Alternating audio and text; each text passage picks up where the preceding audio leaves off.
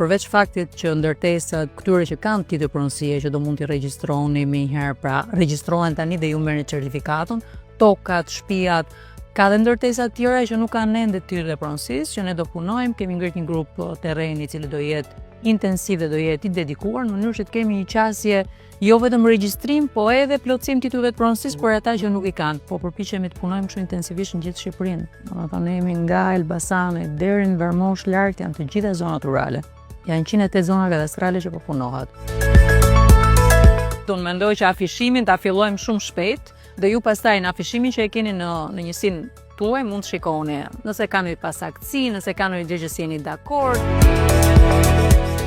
Ne kemi bërë një le të themi zhvillim të fundit për sa i përket dërgimit të vendimit të lejes legalizimit me Albania.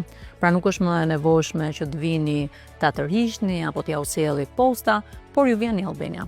Pra aplikimin e bëni në Albania, leja ju vjen në Albania, është me nënshkrim elektronik, mund ta printoni, mund ta ruani në dokumentat tuaja, dhe është një lehtësi shumë e madhe për shumë qytetarë.